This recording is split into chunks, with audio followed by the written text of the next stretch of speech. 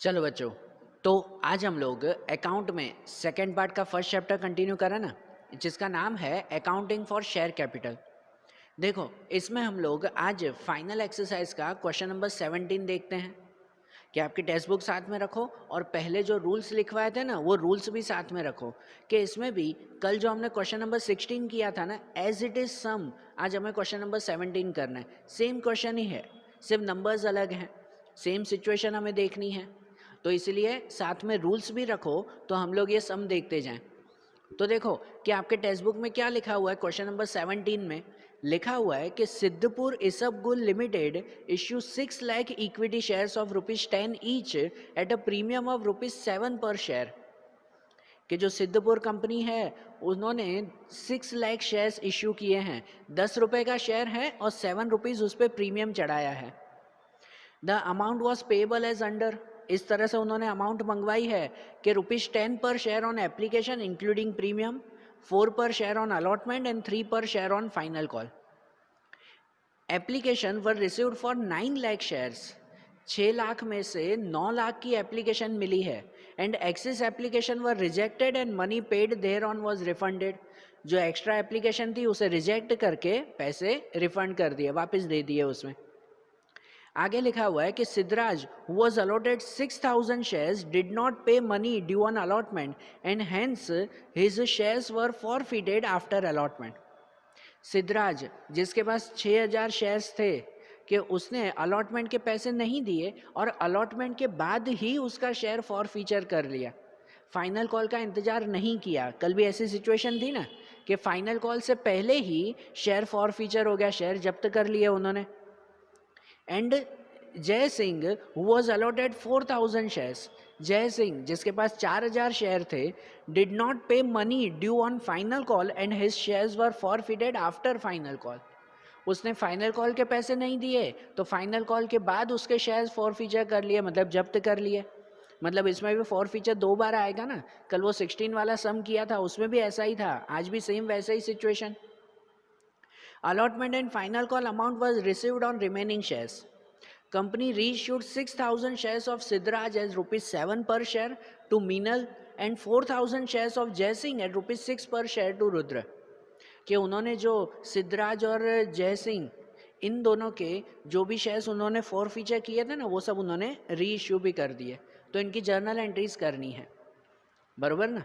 देखो, तो सबसे पहले जो पूरी सिचुएशन है ना उसे शॉर्ट में लिख देना, जो जो सिचुएशन है फिर उसके हिसाब से सम करते जाएंगे।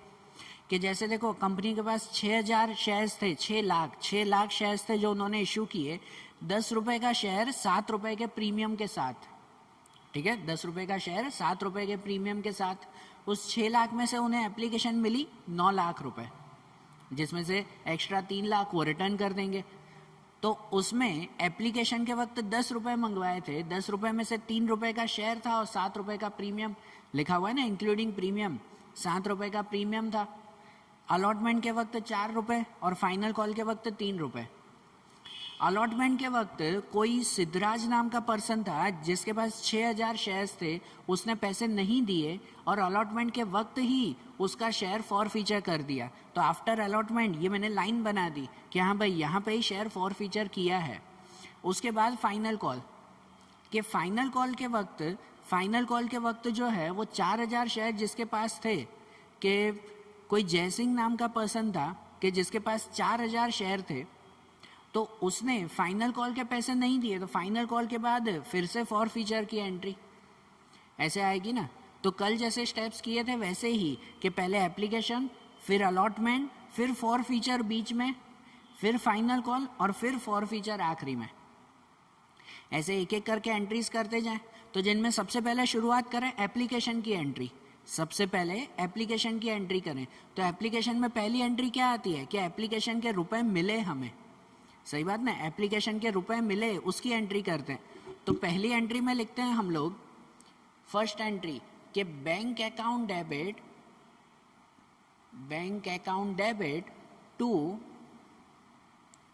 To share application account. पहली एंट्री ये करते हैं ना कि bank account debit to share application account, हमें एप्लीकेशन के पैसे मिले तो कितने मिले? तो देखो 9 लाख शेयर के मिले थे 10 रुपए, एप्लीकेशन में 10 रुपए मंगवाए थे ना प्रीमियम के साथ, तो 9 लाख शेयर के 10 रुपए मिले, मतलब कितने हो गए? 90 लाख, 90 लाख रुपीज। तो बैंक में हमें कितने मिले? 90 लाख, बराबर, यहाँ पर 90 लाख लिखा जाएगा। फिर सेकेंड एंट्री करते हैं कि जो एक्स्ट्रा मिल गए ना उसे रिटर्न करें। 6 लाख की जगह 9 लाख मिल गए, तो 3 लाख शेयर्स एक्स्ट्रा मिले हैं, उनके पैसे रिटर्न कर देना, रिफंड कर देना। तो उसके एक्स्ट्रा की एंट्री करेंगे हम लोग कि share application account debit, share application account debit to bank account. क्या एक्स्ट्रा हम लोग रिटर्न करें? कितना एक्स्ट्रा कर रहे हैं? तो 3 लाख शेयर एक्स्ट्रा, कितने रुपए के हिसाब से? तो 10 रुपए के हिसाब से। 3 लाख शेयर 10 रुपए के हिसाब से एक्स्ट्रा रिटर्न करें, मतलब हो जाएगा 30 लाख रुपीस, कि 30 लाख हम लोग रिटर्न करेंगे उसमें, बराबर।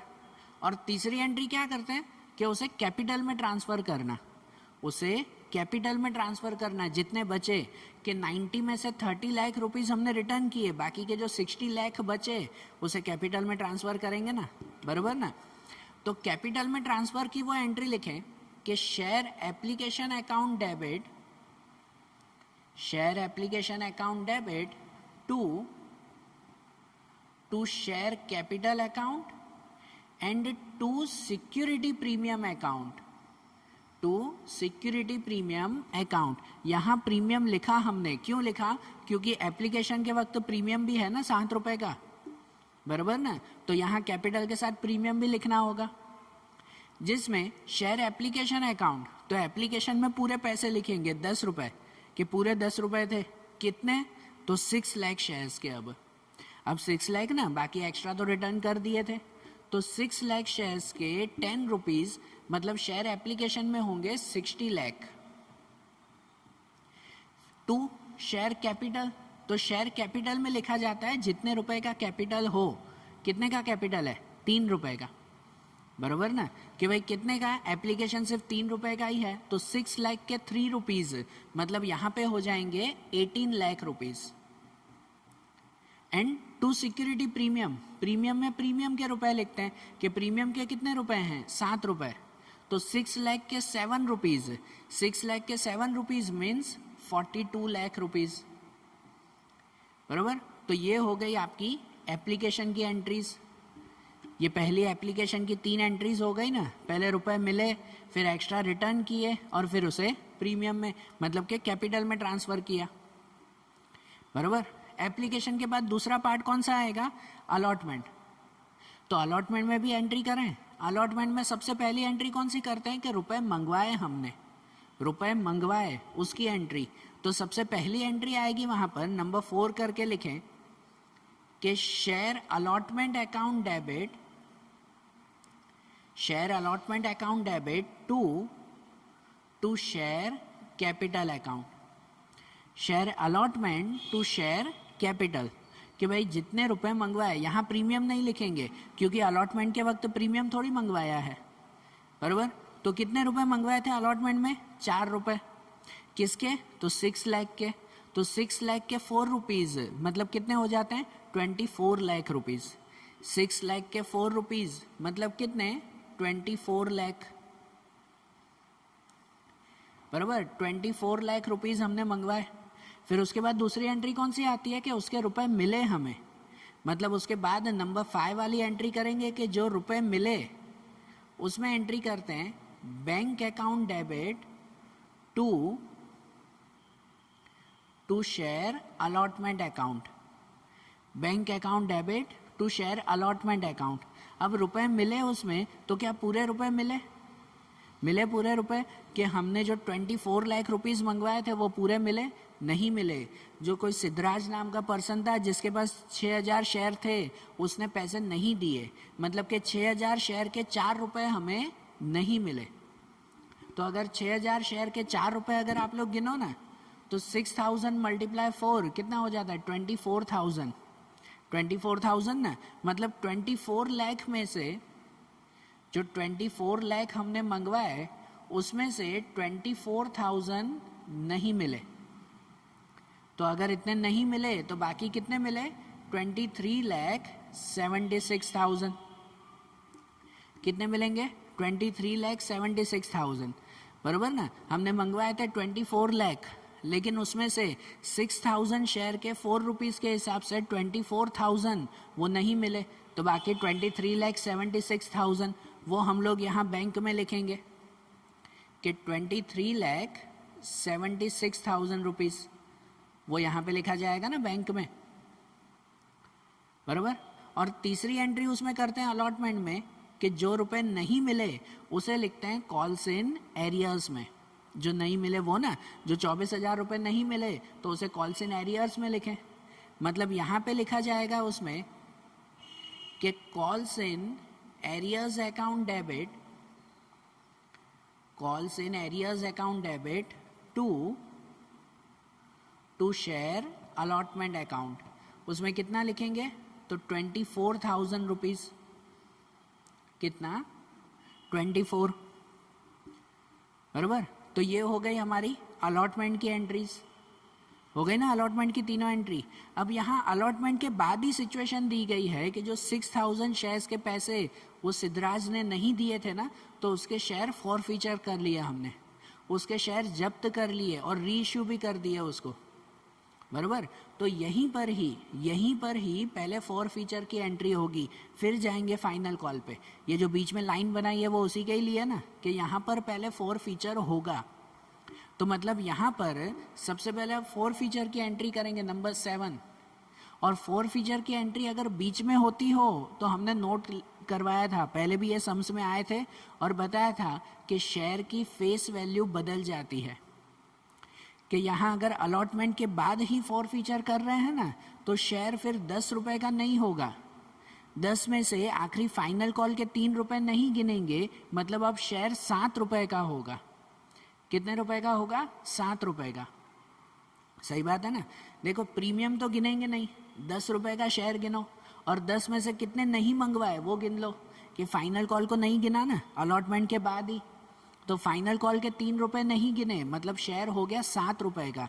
तो ये जो पूरी काउंटिंग करेंगे ना, वो 6,000 शेयर को 7 रुपये के हिसाब से काउंटिंग करेंगे हम लोग, बराबर। तो देखो सबसे पहले फॉरफीचर की एंट्री करते हैं। तो फॉरफीचर की एंट्री में पहली एंट्री आती है कि पैसे जब्त करना, ठीक है, फॉरफीचर करना। तो उसमें सबसे पहले लिखेंगे कि share capital account debit, share capital account debit to, यहाँ पर सिक्योरिटी प्रीमियम तो नहीं आएगा ना डेबिट में, क्योंकि प्रीमियम के पैसे तो मिल चुके थे, ये 7 रुपये तो एप्लीकेशन में मिल चुके थे ना।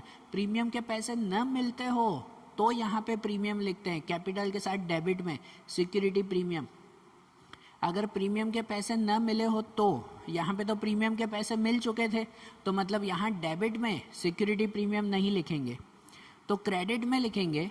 क्रेडिट में सबसे पहले लिखेंगे वहाँ पर to forfeited share account, to forfeited shares account, मतलब जितने रुपए मिले हमें वो, एंड टू जो नहीं मिले, तो किसके नहीं मिले? अलॉटमेंट के, फाइनल कॉल तो गिन ही नहीं रहे हैं, तो to share allotment account, to share allotment account, बराबर। तो अब अमाउंट कैसे लिखेंगे? कि शेयर कैपिटल में लिखते हैं पूरी अमाउंट, पूरी अमाउंट मतलब यहाँ पर 7 रुपये, फाइनल कॉल को नहीं गिन रहे, तो बाकी के 7 रुपये, तो 6,000 शेयर के 7 रुपये के हिसाब से मतलब कितने हो जाते हैं? 42,000 रुपीज़। 6,000 शेयर्स के 7 रुपीज़ है, ध्यान देना। फिर यहाँ फॉरफिटेड शेयर्स के जो रुपए मिले हमें वो, तो यहाँ पर खाली एप्लीकेशन के पैसे मिले थे, अलॉटमेंट के तो मिले ही नहीं, और एप्लीकेशन के कितने? 3 रुपये, 7 रुपये का तो प्रीमियम था वो नहीं गिनेंगे। एप्लीकेशन के कितने? 3 रुपये मिले, मतलब कि 6,000 शेयर के 3 रुपये, तो वो कितने हो जाते हैं? 18,000, 18,000 रुपीज़,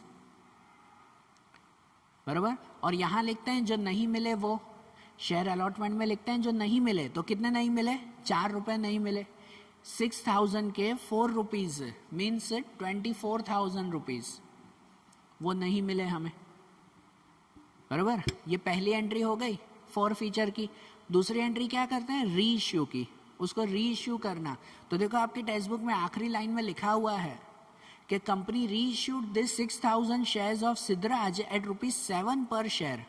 उसको 7 रुपये में ही री इश्यू किया था, मतलब उसकी फेस वैल्यू भी 7 रुपये ही गिनी ना हमने, 3 रुपये फाइनल कॉल तो मंगवाए ही नहीं थे, बराबर। तो उसको गिना भी था 7 रुपये में और उसको री इश्यू भी किया 7 रुपये में ही, 7 रुपये में ही गिना है और 7 रुपये में ही री इश्यू किया है। तो इसका मतलब क्या, इसका मतलब कि इसमें पूरी वैल्यू पे ही हमने री इश्यू किया है, एट पर कहते हैं ना, न डिस्काउंट न प्रीमियम, पूरे 7 रुपये पर ही, बराबर, कोई डिस्काउंट नहीं कोई प्रीमियम नहीं। समझ आ रहा है? हमने जब्त कितने में किया था, यहाँ शेयर कैपिटल कितने में लिखा था, 7 रुपये में ही, और री इश्यू भी 7 रुपये में ही कर रहे हैं, तो कोई डिस्काउंट नहीं कोई प्रीमियम नहीं, बराबर।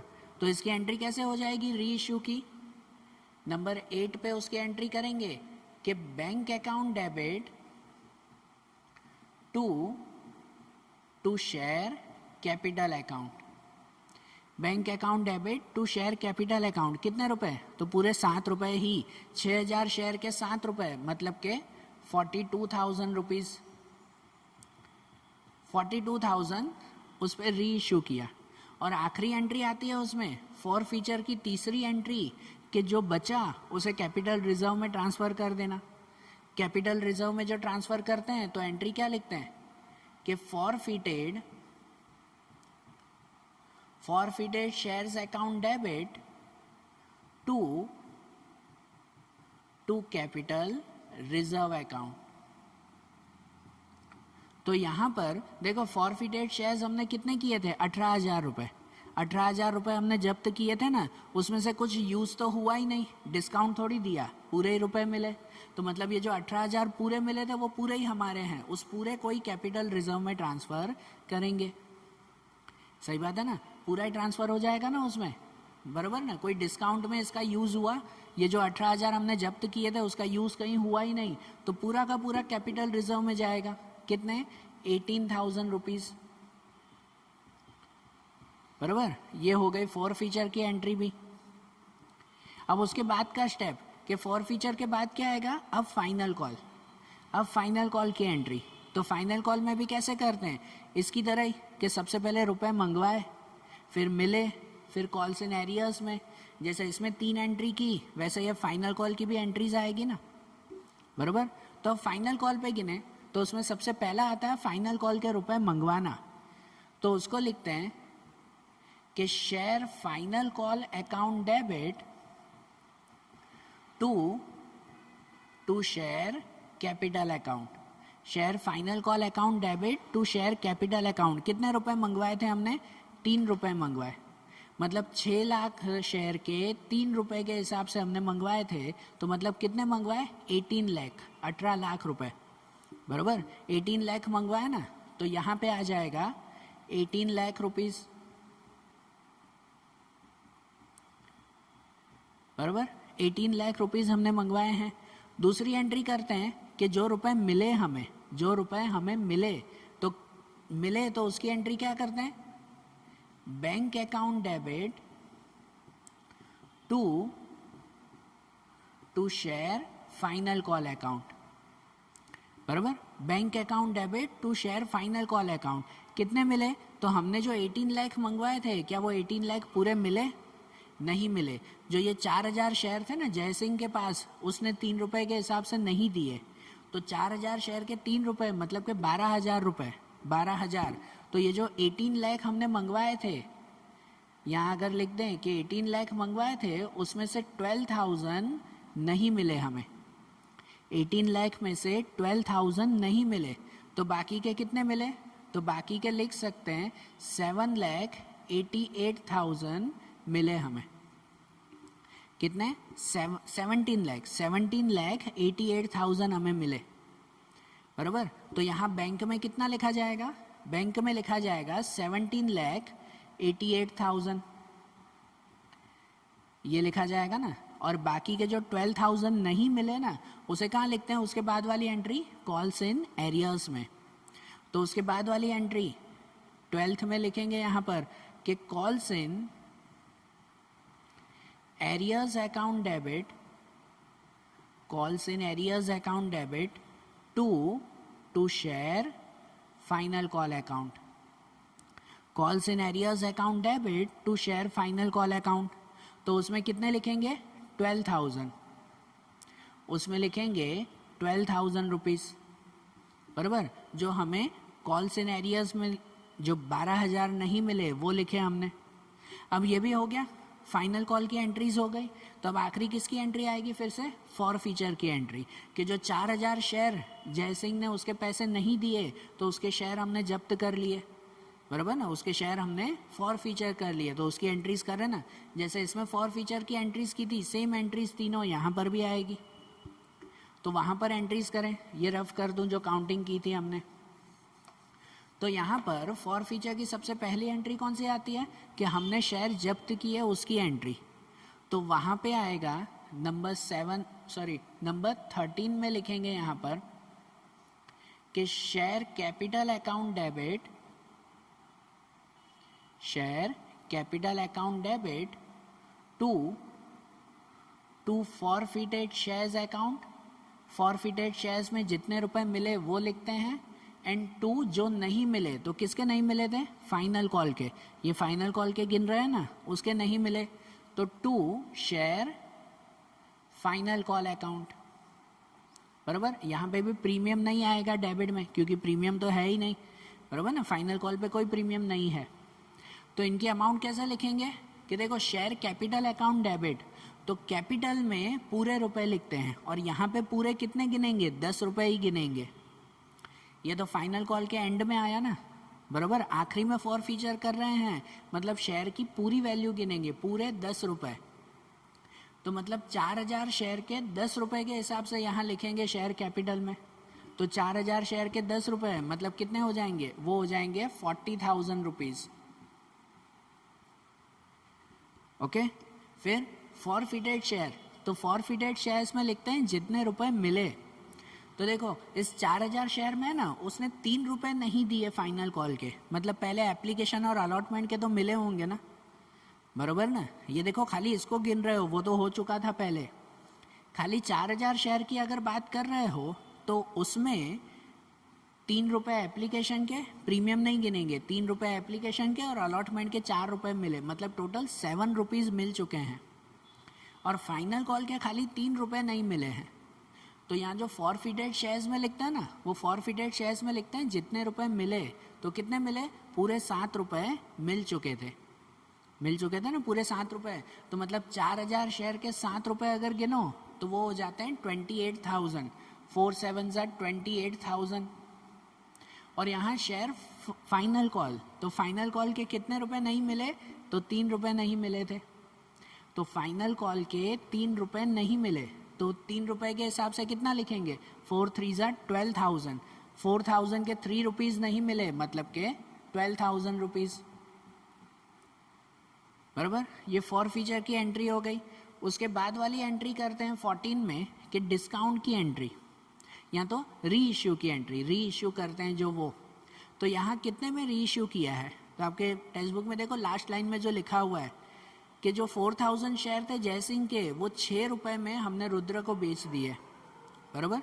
6 रुपीज़ में हमने री इश्यू किए हैं, 6 रुपीज़ में, मतलब कि 4 रुपए का डिस्काउंट हुआ ना यहाँ पर, बराबर ना. यहाँ फाइनल कॉल में तो आखिरी 10 रुपए ही गिन रहे थे ना हम लोग, पूरे 10 रुपए गिन रहे थे, और पूरे 10 रुपए का शेयर 6 रुपए में दिया है. इसका मतलब 4 रुपए का डिस्काउंट हुआ. ये किस पे आएगा? डिस्काउंट पे. यहाँ फॉर फीचर का री इश्यू हमने किया था एट पर, पूरी वैल्यू 7 रुपए का 7 रुपए में ही री इश्यू कर दिया. जबकि यहाँ पे री इश्यू कर रहे हैं किस पे? 6 रुपए पे. 10 रुपए की शेयर 6 रुपए में, तो 4 रुपए का डिस्काउंट. तो वो यहाँ पर लिखा जाएगा डिस्काउंट के हिसाब से एंट्री. तो यहाँ पे एंट्री होगी कि बैंक अकाउंट डेबिट, उसके बाद फॉरफिटेड शेयर्स अकाउंट डेबिट. ये फॉरफिटेड शेयर्स मतलब डिस्काउंट होता है ना, कि forfeited shares account debit to share capital account. Okay. जहां अमाउंट में ऐसा लिखेंगे कि जो bank account debit, bank account में लिखेंगे जितने रुपए मिले. तो कितने मिले थे? 6 रुपए मिले हमें.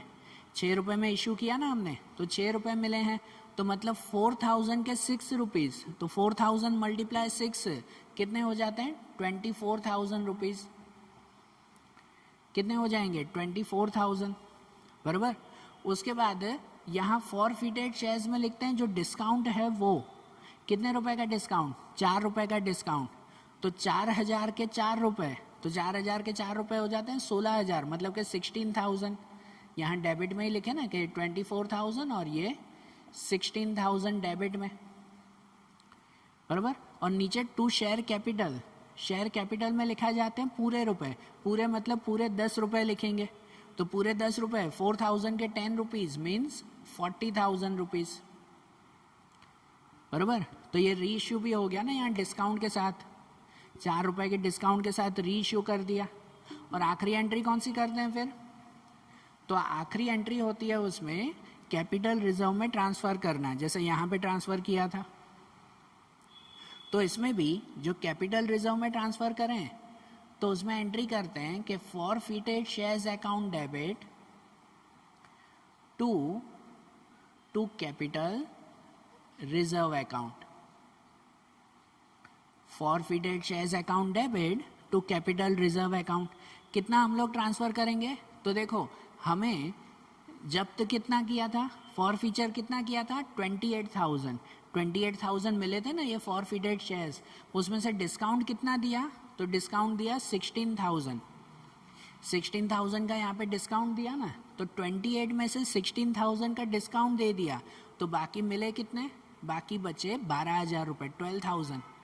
तो वो 12,000 हम लोग क्या करेंगे? कैपिटल रिजर्व में ट्रांसफ़र करेंगे, बराबर ना। वो 12,000 रिजर्व में ट्रांसफ़र होगा, तो रिजर्व में लिखेंगे यहाँ पर 12,000 रुपीज़। ओके, तो ये आपका सम कंप्लीट हुआ। हो गई ना सभी एंट्रीज लाइन टू लाइन, कि पहले एप्लीकेशन की, फिर अलॉटमेंट, फिर उसमें फॉर फीचर की एंट्री, फिर फाइनल कॉल, और फिर से फॉर फीचर की एंट्री। ठीक है, हर सम में मैं आपको बोल रहा हूँ पहले रफ में लिख दिया करो, स्टेप्स पहले माइंड में क्लियर किया करो और उसके हिसाब से एंट्री करो। एंट्री सब में सेम आएगी ना, सिर्फ नंबर बदलेंगे हर एक सम में। तो आज जैसे ये सम कंप्लीट किया ना, क्वेश्चन नंबर 17, इसे अच्छी तरह से लिख लो। और उसके बाद आज हम लोग, उसके बाद जो नेक्स्ट सम है वो अब हम लोग कल के वीडियोज़ में देखेंगे। Okay, thank you.